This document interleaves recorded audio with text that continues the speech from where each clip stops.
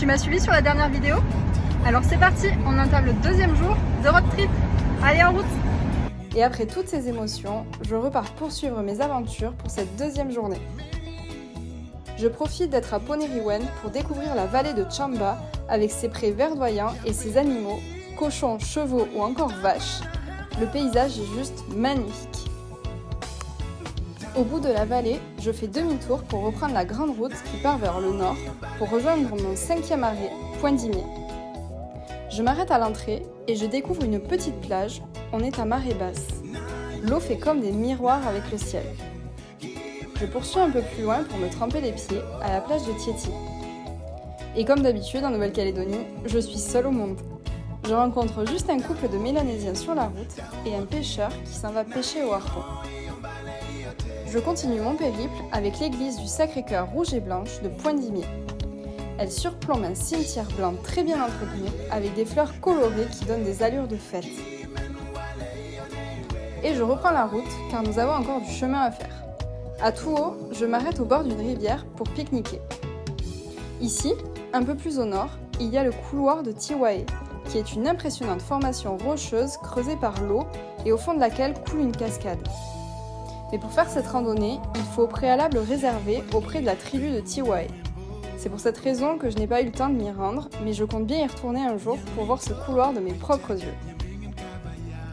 Et maintenant, la prochaine étape, c'est Yengen, un lieu emblématique de la Nouvelle-Calédonie avec sa célèbre poule pondeuse.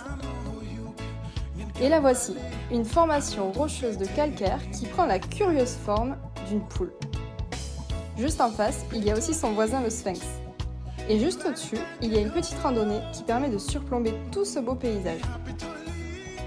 Allez, on continue et on part rejoindre Pueblo, et pour ça, on va devoir passer par l'incontournable bac de la Wai.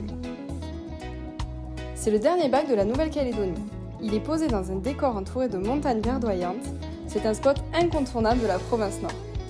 Cette traversée me permet de faire une petite pause et un petit garçon vient me parler pendant une dizaine de minutes avant que le bac revienne. La traversée est gratuite et tous les habitants l'empruntent quotidiennement. Il n'y a qu'en cas de forte pluie qu'il peut ne pas être fonctionnel et si vous voulez l'emprunter, vous pouvez vous renseigner auprès de la mairie. En poursuivant ma route vers Pueblo, je tombe sur la cascade de Tao et la cascade de Colnet où je prends le temps de m'arrêter et de déguster une papaye bien mûre. La fin de journée se rapproche, alors je rejoins Pueblo où je visite l'église du village. Et avant que le soleil ne se couche, je rejoins le col d'Amos à côté de Wegoa. Je garde la voiture sur mon spot pour dormir ce soir et j'en profite pour monter au sommet et admirer le coucher de soleil de là-haut. Spectacle garanti. Le temps de redescendre, la nuit noire est déjà là. Je mange puis je me couche pour me lever tôt et en forme demain matin. En pleine nuit, je me réveille pour aller faire pipi et en sortant de la voiture, un plafond d'étoiles scintillantes brille sous mes yeux. J'avais l'impression que les constellations étaient juste à côté de moi et que je pouvais les attraper.